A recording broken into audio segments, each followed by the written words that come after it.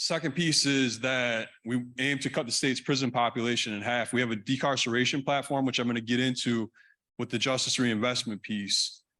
So, and we also want to cut the state's supervision population. So it's not just incarceration, but it's supervision as well. So that's another real key piece.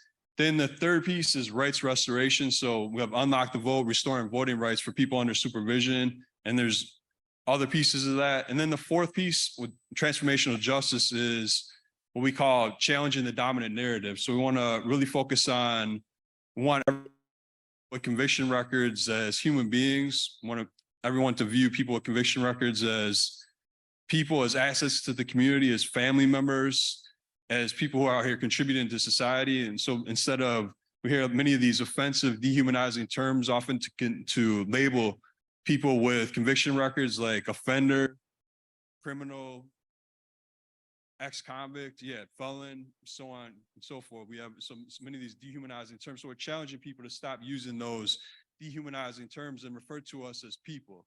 Just, you know what I mean? It's formerly incarcerated people, people with conviction records, but simply just as people. And so, as you know, as many of you know, I've been directly impacted by the system. So I was in the state of Wisconsin, forced to spend 2 years in the state prison system. I got out when I was 21 years old, went in when I was a teenager, got out when I was 21. And I witnessed the deep racial injustice within Wisconsin's prison system at that time. I was in a prison in Racine. They call it Racine Youthful Offender Correctional Facility. It's a mix between an adult prison and it's for young adults and youth. So people, young guys who are coming in from the time that they're 16 until 24 years of age. And I saw many guys coming in, mostly young Black men, mostly young Latino men, some indigenous men, but they were getting very long sentences, 20, 30, 40 years. It was a maximum security prison at the time. And my situation, I had a less serious conviction than many of them, but I had 2.5 years in prison and then 12 years of probation when I got out, supervision in the community, but had a chance to get on with my life. So I saw the really deep racially disparate sentencing in the state. But I'm going to transition then into justice reinvestment. So it looks like they're having some technical difficulties with the presentation. So justice reinvestment, it is essentially what we're talking about is, and so this came about through transformational justice, we have a statewide steering committee and part of that statewide steering committee, there's members of FREE, which is a campaign or an organization led by formerly incarcerated women. Expo is also a part of it, ex-incarcerated people organizing, one of the founding members of Expo. So Expo has representation on the statewide steering committee. FREE has representation, also members of Wisdom. So we have a really diverse statewide steering committee, geographic diversity as well. So people from all over the state. And this statewide steering committee decided to make justice reinvestment a priority campaign.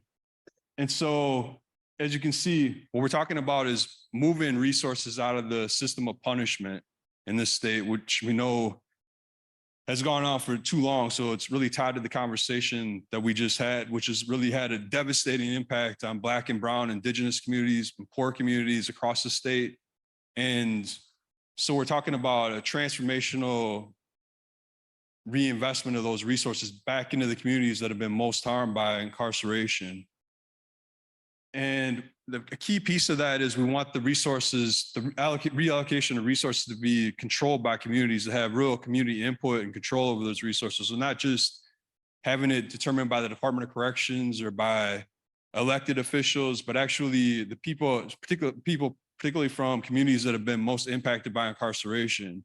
So we're talking about Black communities, Brown communities, Indigenous communities, poor communities, and particularly in places like Madison, Milwaukee, but also could be areas across the entire state as well, rural areas as well, Indigenous communities, reservations.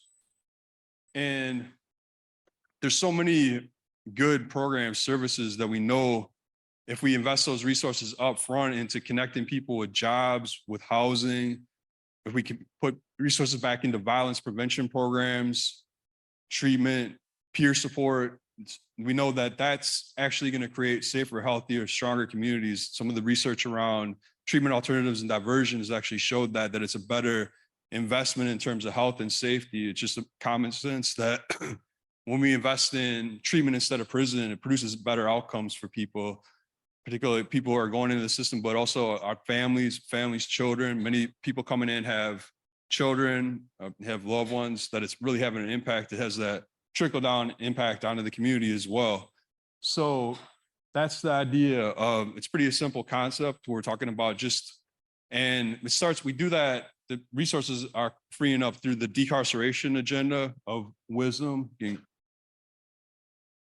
So the first piece is no new prisons. So we have 4 core demands to the Justice Reinvestment Campaign. And so many of you know that there's been a lot of conversation in the state around building a new prison in Green Bay. So there's 2 prisons in the state that are very old, Waupun and Green Bay Correctional Institution, that were built before the year 1900. They're just falling apart. And it's going to require a tremendous amount of resources in terms of renovation, just to keep those prisons open and keep them going. And so there's been, particularly in Green Bay, there's been Republican legislators who are pushing to close Green Bay Correctional Institution, but at the same time, they want to use the land that Green Bay is on for economic development projects and then build an even larger new prison in Green Bay that would expand the the state of Wisconsin's capacity to incarcerate people. And so our number 1 demand is no new prisons to replace Waupun or Green Bay. And we can easily do that. We can totally take away the need to even have a new prison by reducing the prison population. And that's something we've been doing for years. Moses has been leading the charge on that locally, but statewide, wisdom is really, go to the next one. So here's the step 2, is to push forward the decarceration agenda of wisdom, the justice reinvestment platform. So we have many common sense policies that we can push forward that will greatly reduce the prison population, will reduce the population at least by half, probably even more if we can continue going. So number 1, I mentioned earlier, is TAD, expanding treatment alternatives and diversions, which many of you are familiar with. I know there's some that are on the statewide task force. So we have through Transformational Justice, there's 4 statewide work groups or task forces. And one is prison prevention and focuses on expanding treatment alternatives and diversions. And we need great improvement in that program as well. When we're looking at it from a racial equity lens, there's got to be a lot of improvement in terms of where resources are allocated, in terms of want to make sure that funding is allocated in a more equitable manner, particularly in areas of greatest need in communities of color across the state. And right now, that hasn't been the case. A lot of the expansions in funding for TAD are going to mostly white rural communities. So we want to make sure that's part of that. We've got to expand TAD, but we also have to look at it through a racial equity lens to make sure Black communities in Milwaukee are getting, equitable and resource, allocation of resources, also in Madison, many other areas across the state. But we want to make sure that those resources are going back into Black communities, brown communities, indigenous communities that are most impacted. So areas of greatest need. And we also have to expand eligibility for treatment alternatives and diversions, because right now people with violent convictions are excluded.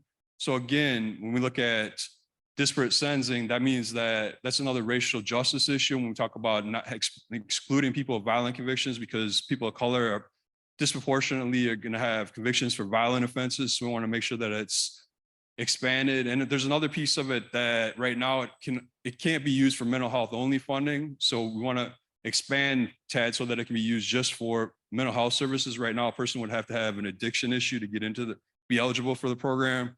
So we're working to improve that. But there's been many studies that show we can greatly reduce the prison population through adequate investments. That's one of the wins that we've had so far with the state budget, is that the governor's proposed increase for TAD funding actually has not been taken out of the state budget yet. Republicans kept that piece in, so it's got wide bipartisan support, and that's largely due to the work that we've done. So we really need to celebrate that, take credit for that. It's not done yet, but we're hoping that it continues to stay in at the final budget. And at that point, we'll celebrate. But, right now it's just a waiting process. There's the negotiations going back and forth. But it looks like it's looking promising at this point that we're going to get a $12 million increase in TAD funding through this budget cycle.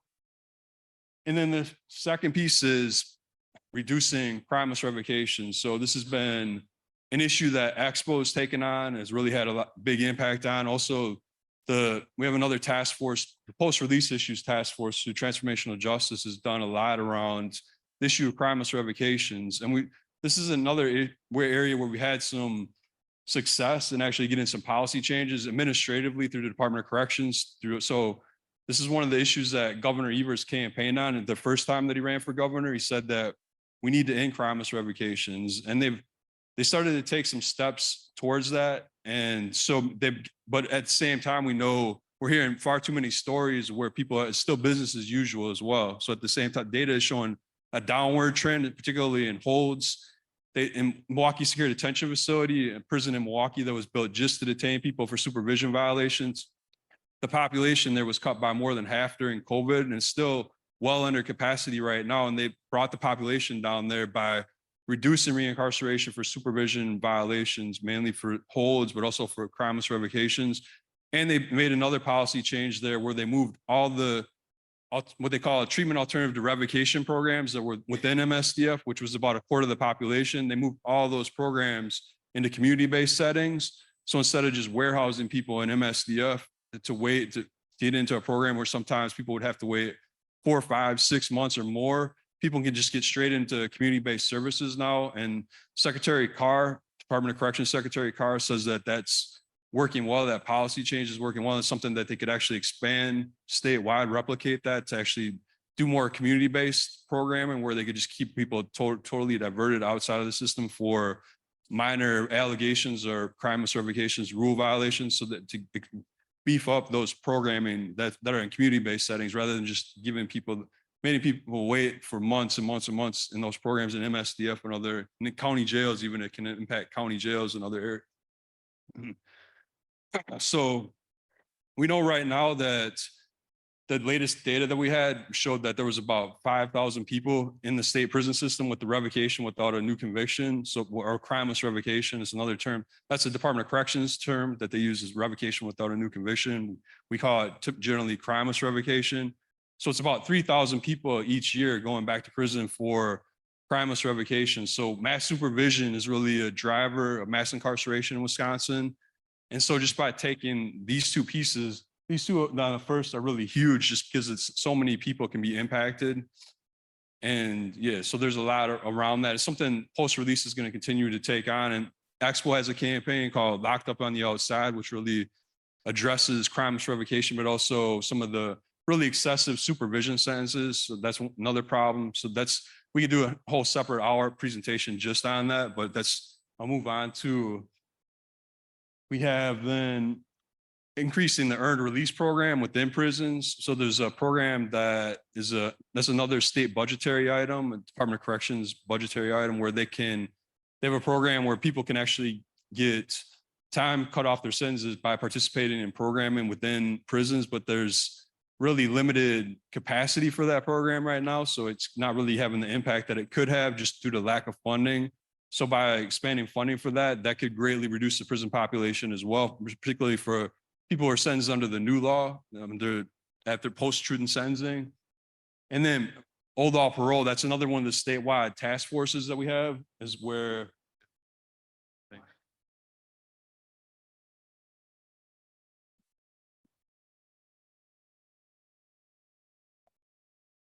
so we also have in the old law parole issue. So Wisconsin, as many of you know, Wisconsin went to truth and sentencing in the year 2000, pushed through one of the harshest, most punitive truth and sentencing laws in the United States, where after that, people were required to serve all 100% of the time they're sentenced to, plus a period of extended supervision in the community after. But before that, there were people who were sentenced under the old law who were eligible for parole. I was actually sentenced under the old law in the year 2000, right before Wisconsin went to the truth and sentencing system. So I'm very familiar with both systems because just due to the time that I was sentenced when I was in the state prison system. So under the old law, you would become eligible for parole after serving 25% of the sentence. And then you would have a mandatory release date after serving 2/3 of the sentence.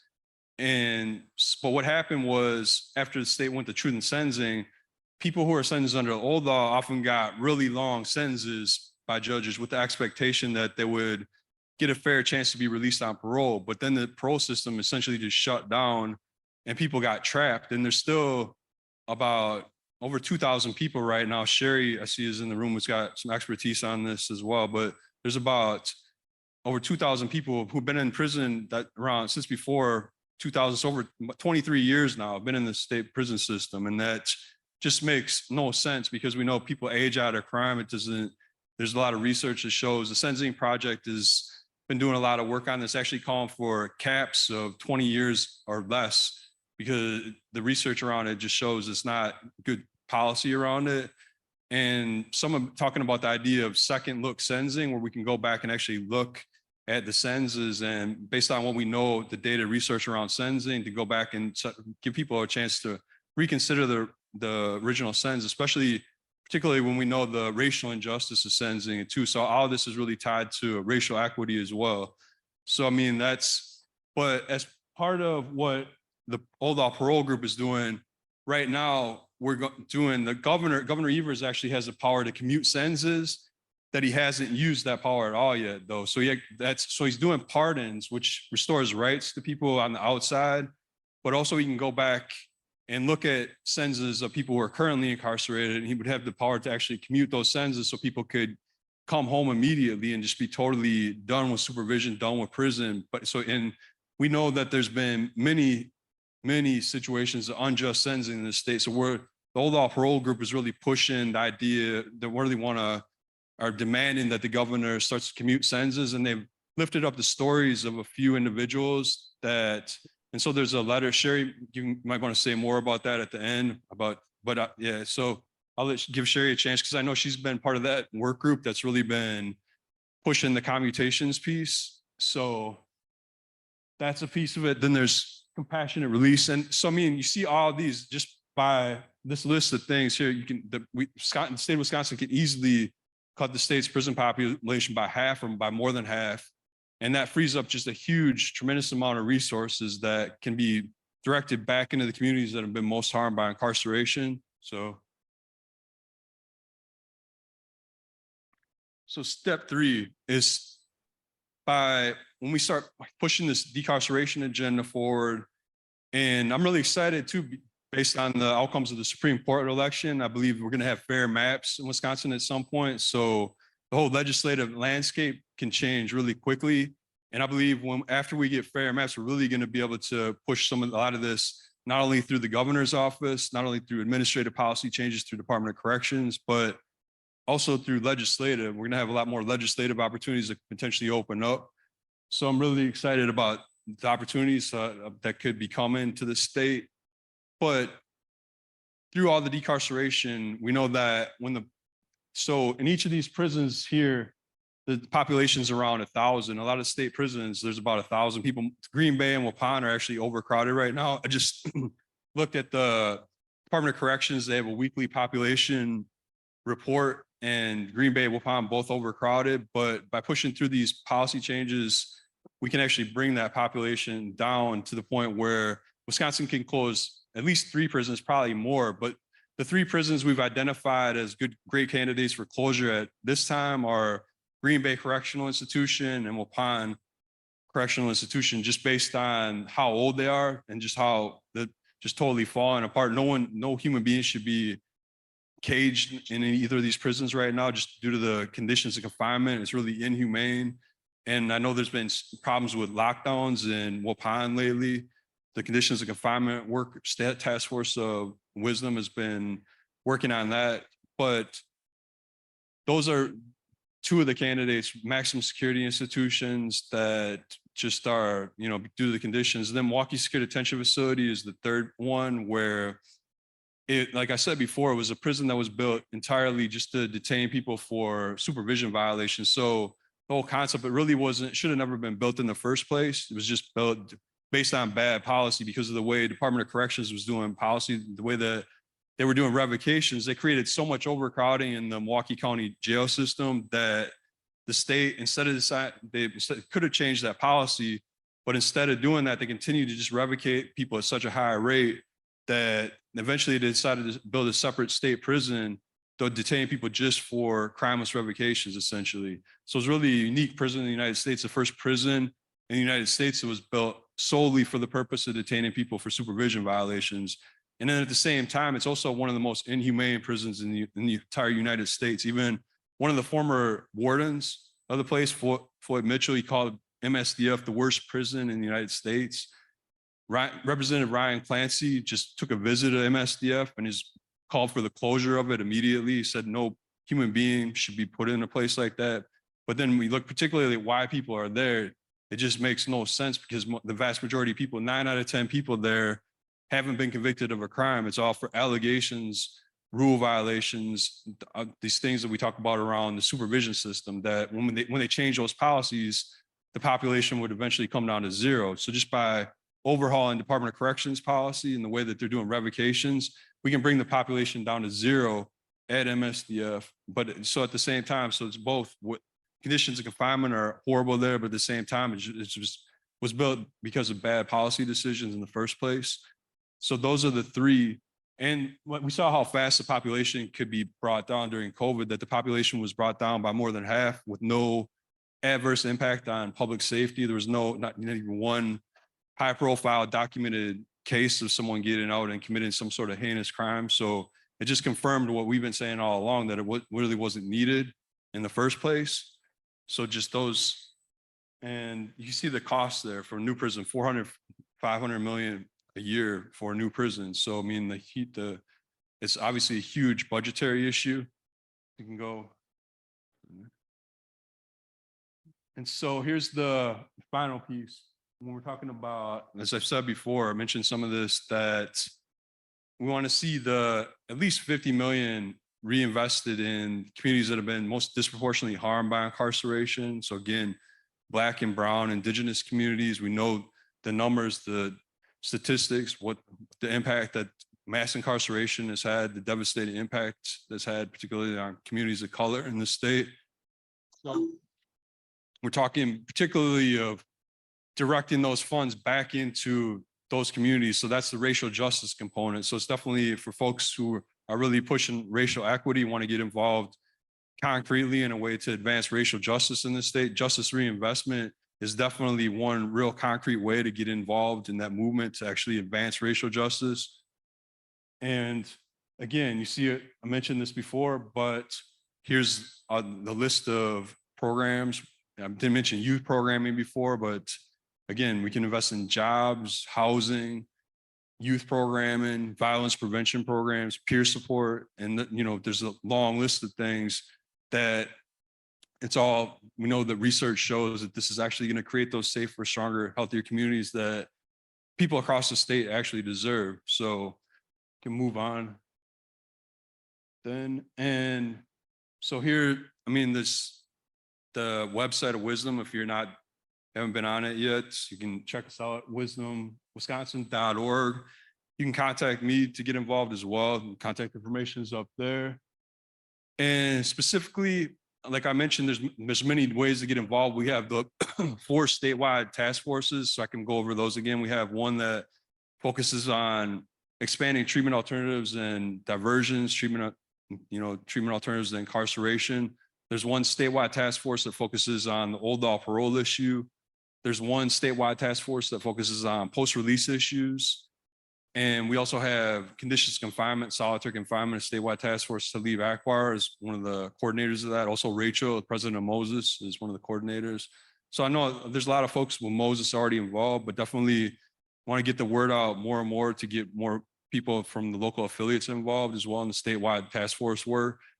And definitely want to make sure we're really pushing this with legislators, especially I mentioned the potential change in the political landscape in the state. So I want to make sure that this is front and center. We're continuing to contact legislators, state legislators, particularly state assembly people, state senate, and make sure that they're aware of what we're doing with this justice reinvestment campaign and really start to identify our allies and maybe even some of the unlikely allies that we might have that we might not know are allies, to make sure we're reaching out to everyone and I think there's a way to speak about this that we can connect with just about everyone in the state legislature, but we also immediately want to make sure we're putting pressure on the governor to follow through with his campaign promises as well.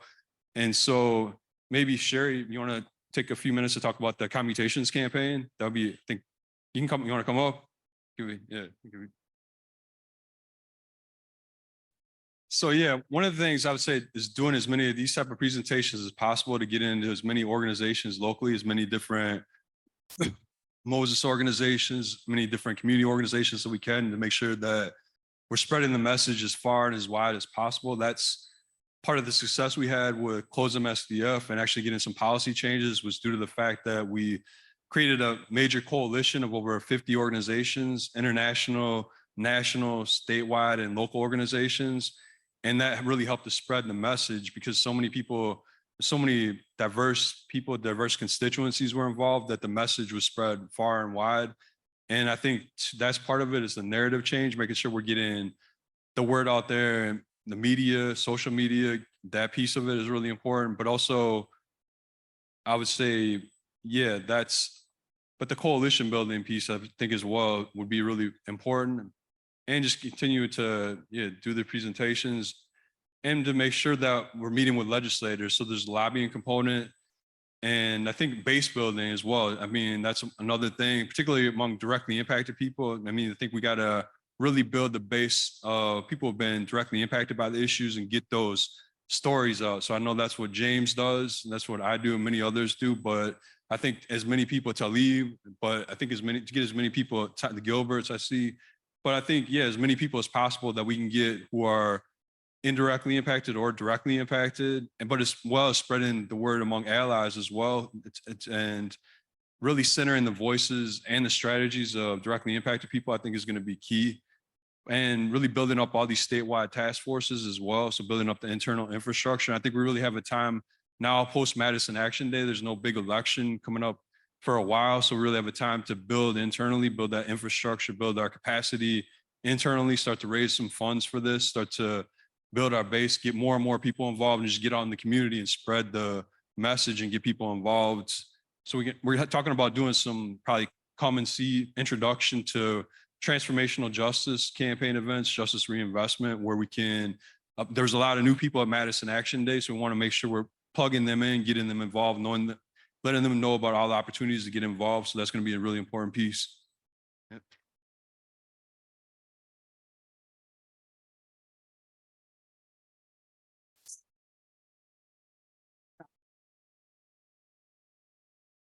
A lot of you have heard me talk already about the commutation proposal, pressure, whatever we want to call it, campaign to persuade the governor to start using his power to commute sentences, to commute the sentences of some people who got ridiculous sentences before the year 2000 and are, unless something amazing happens, going to spend the rest of their lives in prison, even though they've been rehabilitated for decades.